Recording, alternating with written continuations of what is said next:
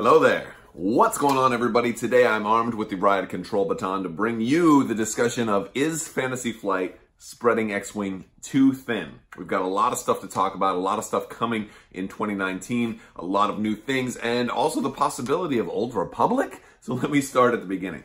All right, so if you haven't already noticed, the Clone Wars article has come out, and we've got, two new factions officially debuted for X-Wing, the Old Republic and the Separatists, and, they look awesome. It looks really, really cool, bringing the squadron count up to 7 for now.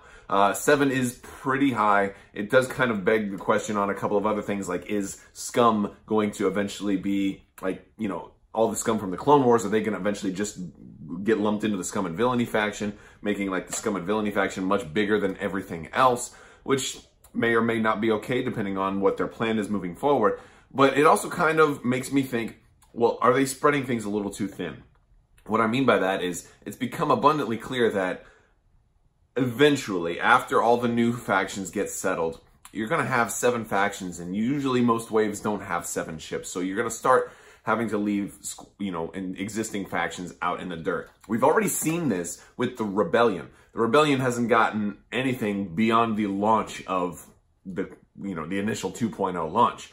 So the Rebellion's kind of, granted, they have a lot of stuff in the conversion kit, but they haven't gotten anything new. Whereas if you compare them to, like, Scum and Villainy, which have gotten Lando's Falcon along with the core wave, and plus the Mining Guild tie, and now they're getting the Scum Z95 reprint, or if you compare it to the Empire, which is also now getting the TIE Reaper reprint, you're just, it's like, it feels like the balance isn't quite there, and Scum seems to really be taking off. And so are you gonna, granted, the number of ships isn't necessarily a direct correlation to the balance within the game itself, but I think it has a lot to do with it. They may not be directly related, but I'd say they're at least distant cousins, because the more choices you have, it's going to affect the balance. And the fewer choices you have, then arguably the more powerful you have to make certain things. Where this really seems to potentially come into question is with the First Order and the Resistance, because there's so little to choose from right now. You're stuck, painting yourself into a corner where you only have a handful of ships available, so you have to give them all the upgrade slots and all of the pilot abilities and everything. So now when that TIE Silencer comes out, watch it be the most powerful ship as the game has ever seen, because, well, that's all the First Order really has, that and like 3 other ships to go from, and that's it. So that's kind of, the situation right now with these 7 factions. Only 3 of them really have Scum, Empire, and Rebellion have a lot of depth right now. Now, the Clone Wars factions have the potential for a lot of depth, but they only just got announced, and we still don't even have First Order and Resistance in hand yet. So it's like we have 3 in hand and 4 in the pipe. It's a lot of work to do. It's a lot of printing to do. A single hiccup in production factories is really going to throw a monkey wrench into that. But it's not, there could even be more. So first off, we've got to talk about all the other products and things that are coming out in 2019 that are going to influence the factions as they are now. First off, we have Resistance, which has just debuted. We've already seen a new First Order TIE Interceptor in Resistance. So, all right, Resistance is going to flush out a lot of the First Order and Resistance faction stuff, which is great. We've seen the T-85, we've seen the First Order, TIE Interceptor. We're going to see more stuff. They have confirmed that the Resistance show is going to take us past the movie, or at least they said episode 7. So, okay, well, the very next day is episode 8. So I'm sure if it takes us past 1, it's going to take us past both. So while that's maybe cool because that's going to tell you, going to help pave the way into episode 9, there's a lot of potential to showcase all kinds of new craft and ships for both factions there. Which means next year, because again, this is only a 6-month time frame for this show before the movie takes place, which means in 2019, we're going to get well past it. We're going to have a lot of new ships for First Order and Resistance spoiled for us in 2019. Which, hey, that's great. So tons of new stuff that people are going to be eager for that. Also, you're getting Clone Wars to come back. Clone Wars is coming back, and you're likely going to see some new stuff that people are going to definitely want, some new characters, some, a lot of those episodes have already been spoiled, but you're going to see characters in there that you're going to want in X-Wing, that they're going to want to bring to X-Wing. So now, they're going to have their work cut out for them for both of those. But not only that, the prime timeline, the Galactic Civil War, the original trilogy, is going to be completely overwhelmed with new content and things that people are going to want to see in X-Wing.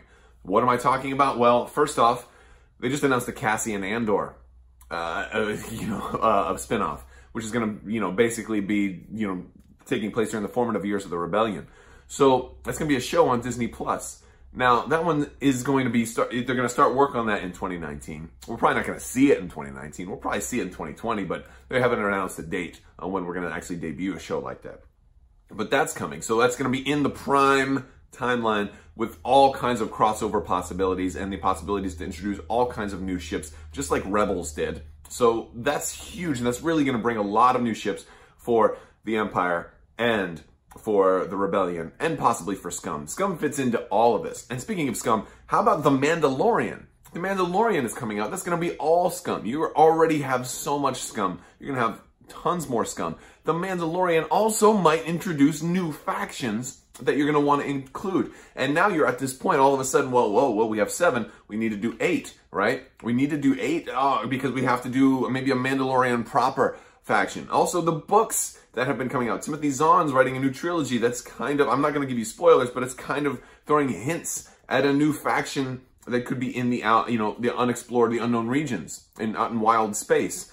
And so I don't think that'll necessarily bring its way to X-Wing just yet. I mean, it may come at some point, but now you'd be looking at possibly another faction out that way.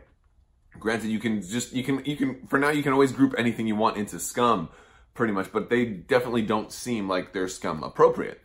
So, FFG is like probably in this position where they're probably having to ask themselves, do we want to do micro factions? Like maybe for separatists, they're only going to have these 10 ships and that's it. And they'll never have more than that. Or do you want to just keep, or build them all up to where they're the same point? And on top of that, we've got to take a closer look at one of the things that was announced for the Clone Wars factions, and that's Darth Maul's scimitar, and why I think there might be some hints to the future in that. So first off, we do see, I talked about in my original preview that I didn't see Dooku, but it does look like Dooku is the second pilot. We also see maybe like an IG-45, so there's some different pilots in there. But if we look down towards the upgrades, it looks like there's another Force upgrade in there.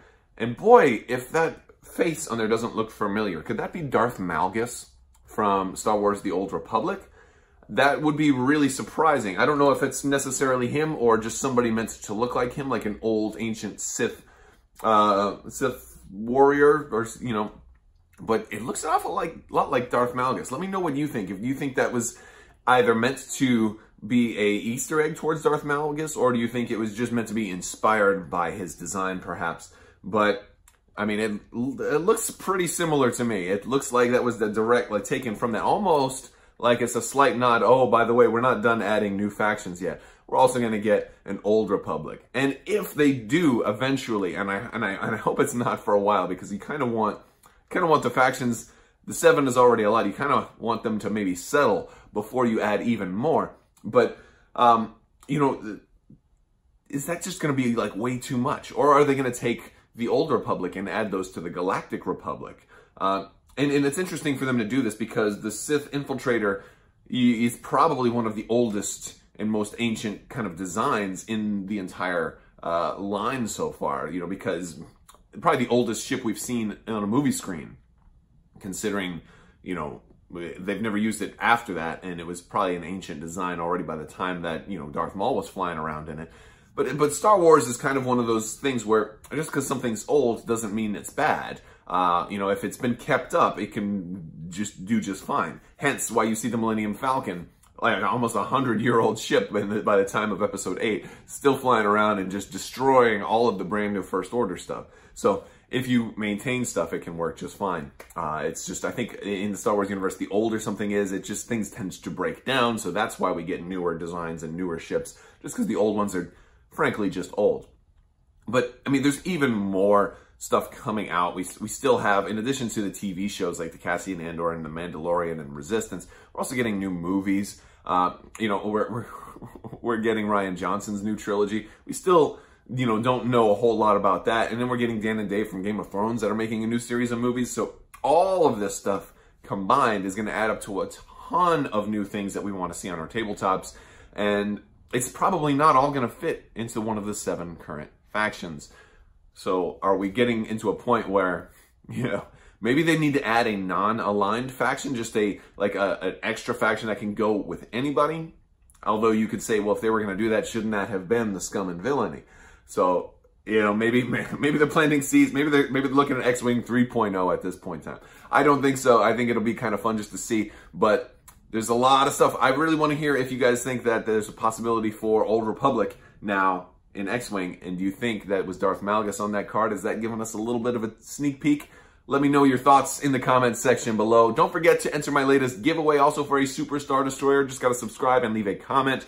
I want to thank you guys so much for watching. If you like this video, go ahead and give it a thumbs up. Don't forget to share this video. Hop over on Crabbok.com. Hop in my Discord and say hi. And one huge shout out to all my patrons. You guys are awesome. I want to thank you all so much for your continued support. And I want to thank you all so much for watching. And as always, have a great day.